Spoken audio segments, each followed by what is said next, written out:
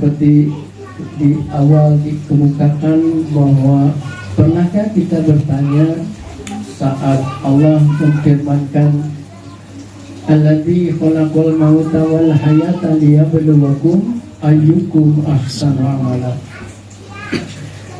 Pernahkah kita bertanya kenapa Allah menyebutkan maut terlebih dahulu daripada hayat, daripada kehidupan, mati daripada kehidupan? Padahal kita merasanya sebaiknya hidup dulu dong baru mati gitu. Kenapa kita kan mati mah awalnya kita nggak tahu apa-apa, kita nggak ngerasa apa-apa gitu ya.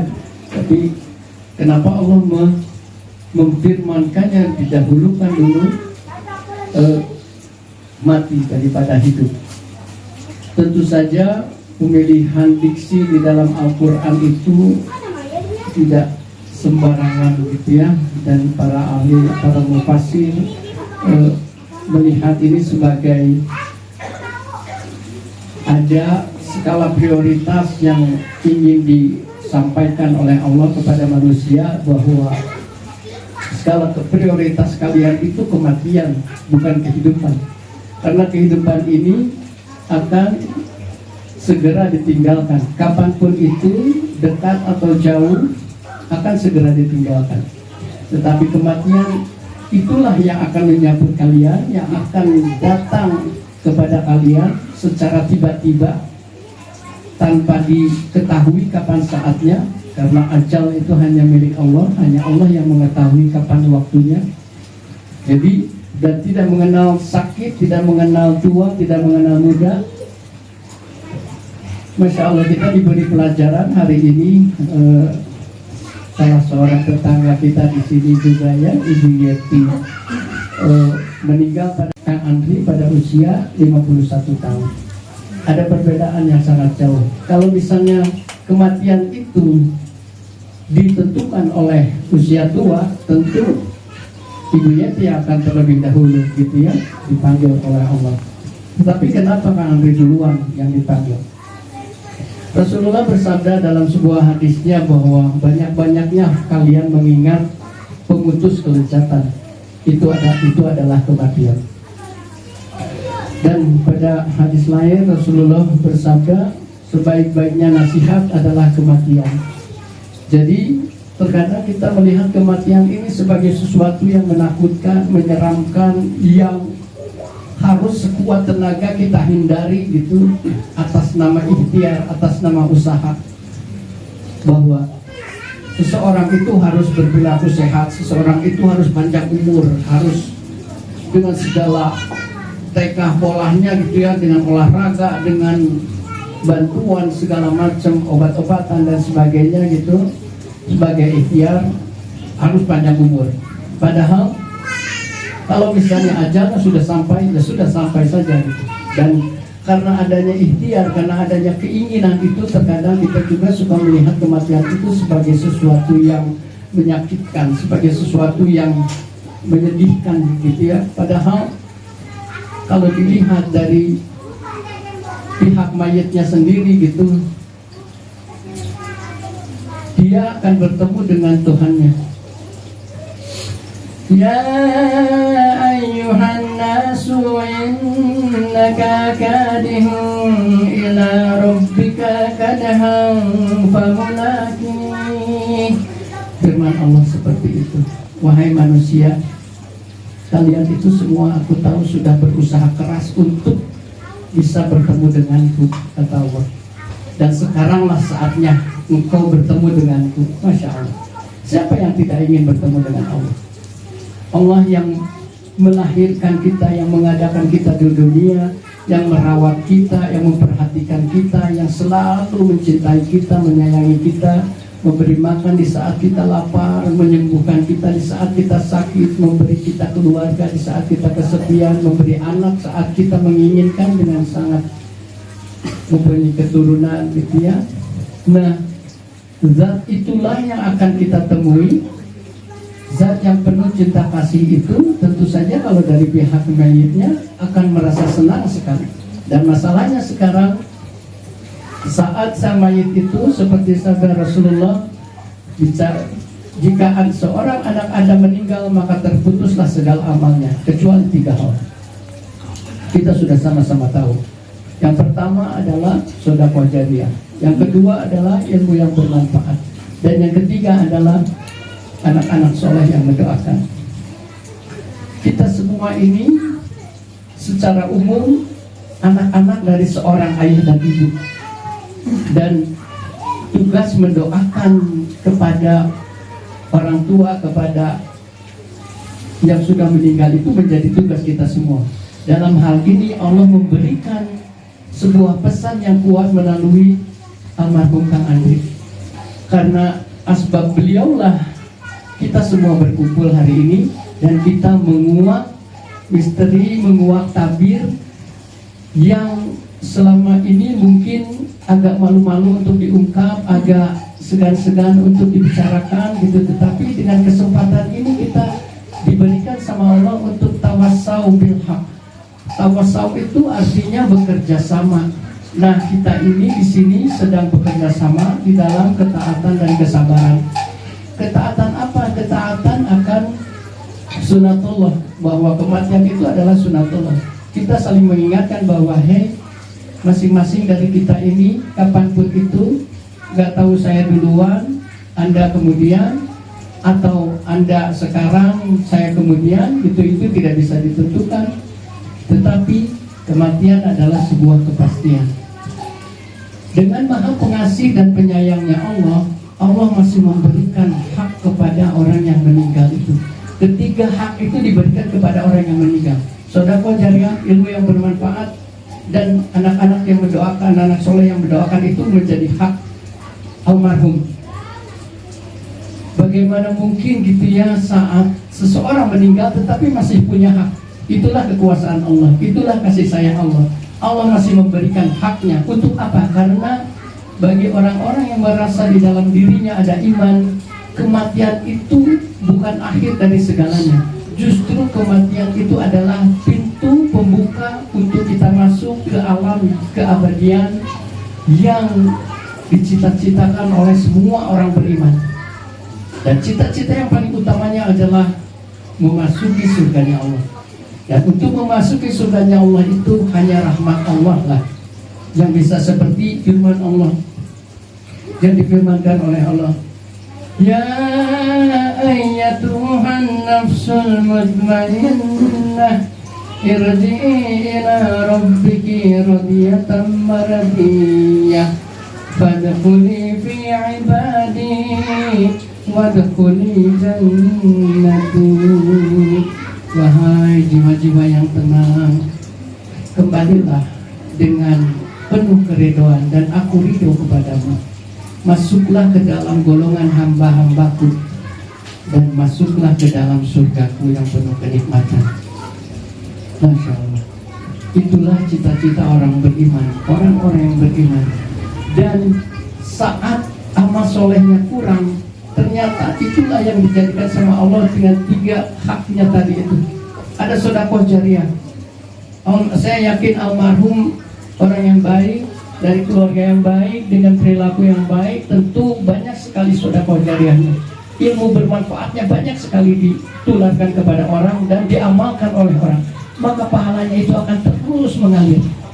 Dan saya juga yakin bahwa anak-anak beliau juga, anak-anak yang sudah balik, anak-anak soleh yang selalu mendoakan saat kapanpun, tidak hanya selesai sholat, kapanpun itu, saat teringat, saat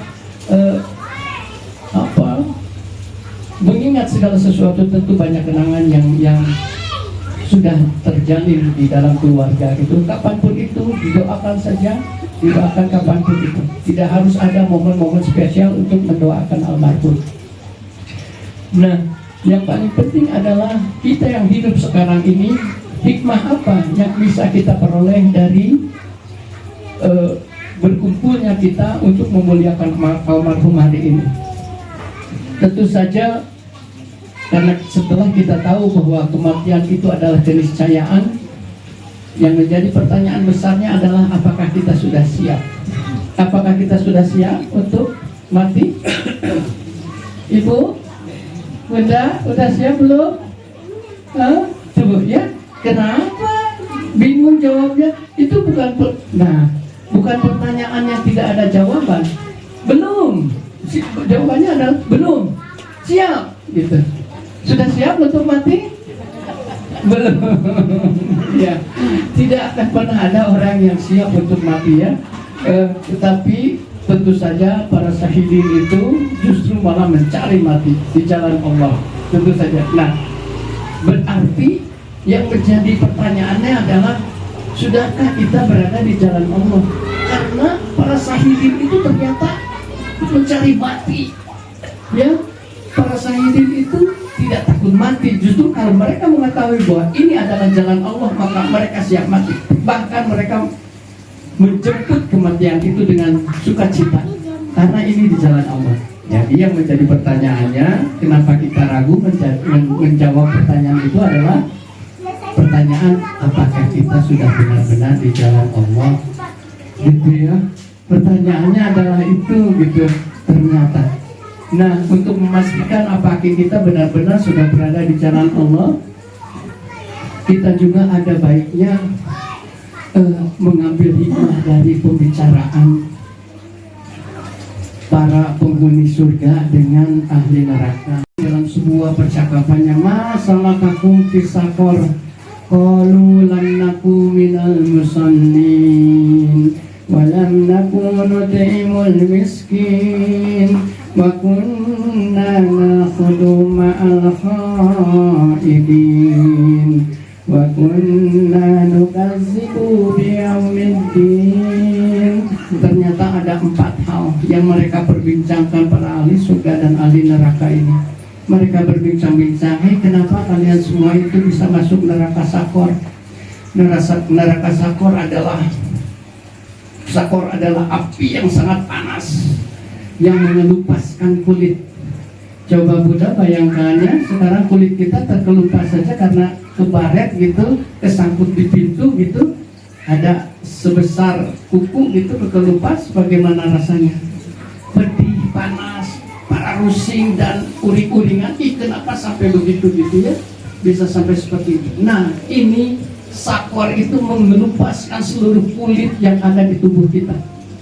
Setelah terkelupas semua, sakitnya luar biasa, dikembalikan lagi, ditumbuhkan lagi kulitnya. Demikian terus menerus sampai akhir zaman. Bayangkan kalau kita meninggalkan sekarang, hal itu menunggu sampai yaumil akhir gitu, terus seperti itu. Lantas kenapa bisa seperti itu? Mereka menjawab,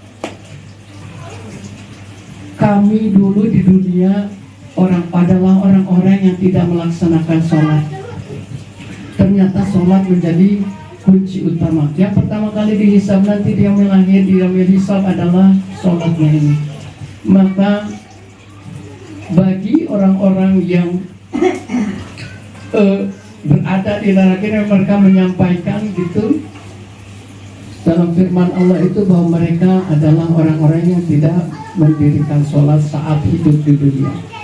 Maka mudah-mudahan ini menjadi sesuatu yang dicamkan oleh kita, hikmahnya bahwa sholat menjadi hal yang utama. Sholat adalah tiangnya agama. Sholat adalah yang pertama kali dihisab di dunia, hisab kelak. Itu menjadi prioritas kita. Dalam rangka apa tadi? Dalam rangka untuk menyiapkan, untuk menjawab pertanyaan siap nggak tidak kita untuk mati. Gitu ya. Kita harus bisa menjawab itu, karena suatu saat di kesunyian malam atau di kesendirian sore yang ini akan terlintas di kita gitu. Saya siap nggak ya untuk mati? Kalau mati besok saya apa? Pertama mempertanyakan, ya, walanabluwanakum apa tadi? Alladzi khalaqal mauta wal hayata liyabluwakum ayyukum ahsanu amala. Siapa di antara kalian yang paling baik amalnya? Nah, kita mulai mengabsen, aduh, amalan terbaik apa ya kalau saya dipanggil sama Allah besok? Sholat saya dimulai dari akil balik. Enggak deh, usia 30. Enggak, kayaknya 35 deh aku baru mulai sholat ya, gitu. Enggak, pas saya udah nikah kayaknya 27. Iya 27 teh diingetin sholatnya, tapi pas sholatnya benar saat punya anak yang pertama umur 17 tahun tuh geningan. Ya, nikah umur 29 tambah 17 tasak itu udah mulai sholat, baru mulai sholat. Jadi amalan terbaikkan itu ya Allah, kita hanya berserah sama Allah. Karena urusan masuk surga dan neraka itu hanya urusan wewenang Allah saja. Tetapi masalah pertanyaannya adalah kita bicara Allah, saha Allah teh tuh, gitu ya. Kita kenal sama Allah nggak? Allah kenal sama kita. Bagaimana kita mau kenal kalau kita tidak pernah mengingat Allah? Alam bidzikrillah tatma'innul qulub. Mengingat Allah itu membuat hati menjadi tenang. Kalau kita tidak sering mengingat Allah, kita bisa merasakan hati kita. Kalau hati kita sering gelisah, sering sedih, sering kakalayangan, dia. Nah, jangan-jangan kita kurang mengingat Allah. Jangan-jangan kita kurang berpikir, gitu. Indikasinya seperti itu. Ya, jadi sholat yang pertama kali itu dibicarakan ternyata. Dan yang kedua adalah tidak memberi makan orang-orang yang miskin. Nah, kita kalau di kompleks seperti ini biasanya saya juga seperti tinggal di kompleks gitu ya, suka banyak aja yang entah yang ngamen, entah yang apa gitu, yang bawa-bawa mangkuk gitu ya.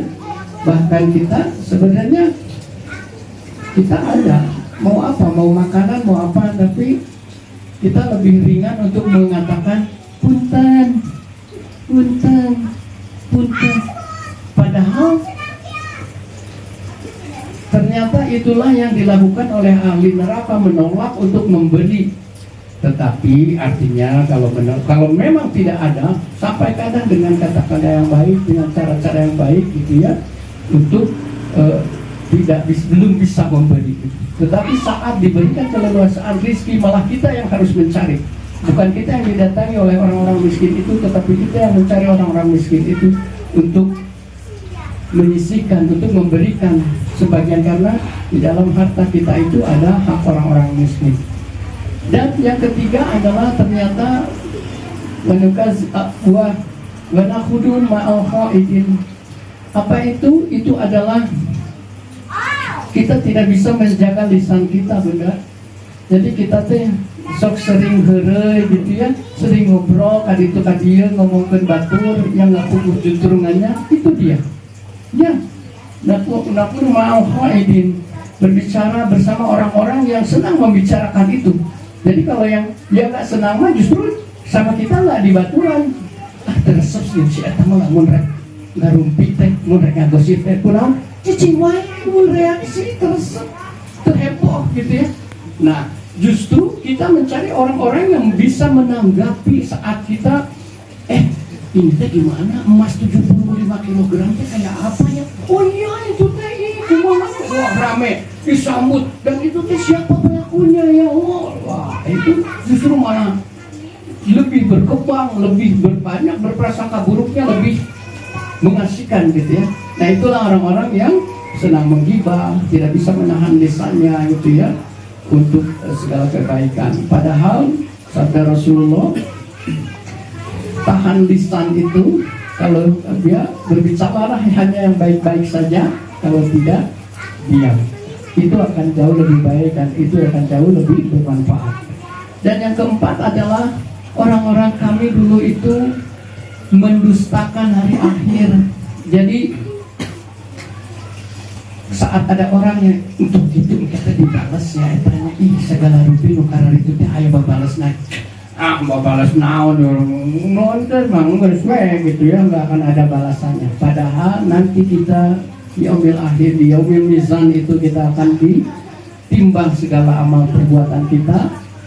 Dan saat di yaumut taghabun, saat hari di mana diungkapkan segala kesalahan kita, diperlihatkan segala amal keburukan kita, amal kebaikan kita, disitulah hari yaumil hisab yang sangat menegangkan, di mana orang-orang segala sesuatunya pasti dipertanggungjawabkan.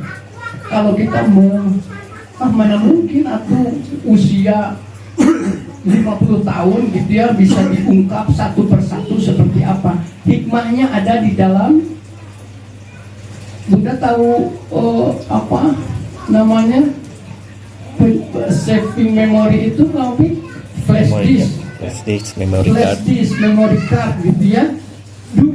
Dulu pada tahun Kang Panca lagi muda, coba komputer itu seperti apa Kang Panca? Memorinya ya gede-gede gitu ya. Tahun sabaraha ya, tahun 80-an gitu ya. Semakin kesini. Jadi amal soleh itu kalau ada 4 hal tersebut di dalamnya baru bisa disebut amal soleh. Ya, asal ngeliatkan bismillah amal soleh mah amal baik mah pokoknya mah. Udah saya rek niat karena cewek, niat karena daging, niat karena pokoknya amal soleh saya ada niat melakukan kebaikan ya. Tapi kalau sudah tahu, hati-hati. Kalau sudah diberi informasinya sama Allah dan kita tidak mengamalkan, hati-hati, itu adalah ilmu yang tidak diamalkan. Padahal tadi di awal bahwa ilmu yang diamalkan itu menjadi hak saat kita meninggal. Ya, mudah-mudahan kita bisa mengamalkan apa ilmu yang sudah kita peroleh gitu ya. Dan kalau orang lain mengamalkannya saat mendengar ilmu itu dari kita, maka pahala itulah yang akan mengalir kepada kita gitu ya. Dan saya yakin hari ini adalah hari yang spesial untuk keluarga almarhum Kang Andri itu, karena hari ini juga kita bisa mengetahui bahwa ternyata meskipun sudah almarhum Kang Andri itu sudah tidak ada ayat di kiana, tetapi dia masih punya hak dari kita, dan kita masih mempunyai kewajiban, dan kita pun mempunyai hak sebetulnya ya. Orang-orang yang ditinggalkan juga mempunyai hak. Kita mempunyai hak untuk bersedih. Kita mempunyai hak untuk berdiam diri ya sampai batas-batas tertentu. Kita mempunyai hak untuk grief itu ya bersedih lah ya, berkabung. Dan kita juga mempunyai hak untuk move on, untuk melanjutkan kehidupan kita dengan kehidupan yang jauh lebih baik. Allah sudah memberikan nasihat yang sangat berharga melalui Kak Andri. Tentu saja masa kita sudah dinasihati sama orang yang paling kita cinta masih tidak mau nurut juga gitu ya. Tentu saja kita akan sekuat tenaga. Allah sudah memberikan nasihat melalui orang yang paling kita cintai. Tentu kita pun ingin sekali memperbaiki diri jauh dari hari-hari yang sebelumnya, insya Allah. Sakitu angin taranu tiasa gadimikeun, insya Allah segala rupiah anu dirugikan, kebenarannya hanya milik Allah. Segala sesuatu yang salah itu adalah murni dari saya. Semoga Allah melimpahkan keberkahan bagi kita semua. Tidak ada yang lebih baik dari yang berbicara atau yang mendengarkan. Yang paling baik adalah yang mengamalkan gitu ya, insya Allah. Dan selanjutnya kita mau langsung berdoa ya bersama ya. Mari kita bersama-sama melembutkan hati, menundukkan kepala, meluruskan niat semata-mata karena Allah, supaya ini semua menjadi amal soleh, amal kebaikan yang dicatat sama Allah dengan ajrun hasanah, dengan pahala yang berlimpah yang tidak pernah putus. A'udzubillahi minasyaitonirrajim. Bismillahirrahmanirrahim. Alhamdulillahi Rabbil Alamin. Hamdan syakirin, hamdan na'imin, hamdan yuwafi ni'amahu yukafi mazidah. Ya Rabbana lakal hamdu kama yanbaghi li jalali wajhikal karimi wa adimi sultanik. Allahumma inni as'aluka bi anni ashhadu annaka anta Allahu la ilaha illa anta al-ahadus samad alladzi lam yalid wa lam yulad wa lam yakul lahu kufuwan ahad. Allahumma sholli ala Muhammad wa ala ali Muhammad. Ya Hayyu ya Qayyum bi rahmatika astaghits wa aslih li sya'ni kullahu wa la takilni ila nafsi tarfata 'ainin abada. Rabbana faghfir lana dhunubana wa kaffir 'anna sayyi'atina wa tawaffana ma'al abrar. Rabbana hab lana min azwajina wa dhurriyyatina qurrata a'yun waj'alna lil muttaqina imama. Ya Allah, ya Rabb, kami berkumpul sore ini dengan bersih hati, dengan lurus niat, dengan kebersihan perilaku. Ya Allah, semata-mata karena-Mu saja kami berkumpul untuk mengingat kemuliaan salah seorang di antara kami yang sudah Engkau panggil. Ya Allah, ya Allah, ya Rabbi, ampunilah segala dosa-dosa beliau. Ya Allah, bersihkan beliau dari segala dosa perdosaannya. Kami akan menjadi orang-orang yang mendoakan beliau. Ya Allah, mudahkanlah hisabnya, ringankanlah hisabnya dengan hisaban yasirah. Ya Allah, terangkanlah alam kuburnya, ringankanlah hisabnya, mudahkanlah segala urusannya mengenaimu. Ya Allah, seperti yang Kau janjikan. Beliau sudah bekerja keras untuk bisa bertemu denganmu. Ya Allah, maka rahmatilah dia, rahmatilah dia, cintailah dia. Dia adalah hamba-Mu. Ya Allah, jikalau Engkau menghukum dia adalah hamba-Mu, jikalau Engkau mengasihi, sungguh Engkau maha mengasihi, sungguh Engkau sangat memuliakan makhluk ciptaan-Mu yang bernama manusia ini. Ya Allah, maka Engkau akan menyayanginya. Sayangilah dia, sayangilah dia, ya Rabb. Rabbana la tuzigh qulubana ba'da idh hadaytana wa hab lana min ladunka rahmatan innaka antal wahhab. Ya Rabb, jangan Kau palingkan hati kami setelah Kau memberi hidayah kepada kami. Berikan kami istiqomah di dalam jalan ketaatan. Ya Allah, semata-mata karena-Mu saja. Ya Allah, Allahumma yassir lana, Allahumma yassir lana amalan sholihan. Ya Allah, mudahkanlah segala urusan kami untuk melaksanakan amal soleh yang Kau syariatkan kepada kami. Ya Allah, amin ya Allah ya rabbal alamin. Rabbana, ya Rabbana, kabulkanlah doa kami. Ya Allah, Allahumma taqabbal minna innaka antas samiul alim wa tub alaina innaka antat tawwabur rahim. Rabbana atina fid dunya hasanatan wa fil akhirati hasanatan wa qina adzabannar wa adkhilna jannata ma'al abrar ya aziz ya ghaffar ya rabbal alamin. Wassallallahu ala sayyidina Muhammadin wa ala alihi wa sahbihi wa barik wa sallim. Subhana rabbika rabbil izzati amma yasifun wa salamun ala mursalin alhamdulillahi rabbil alamin. Wa akhiru da'wana subhanaka Allahumma wa bihamdika asyhadu an la ilaha illa anta astaghfiruka wa atubu ilaik. Wassalamualaikum warahmatullahi wabarakatuh.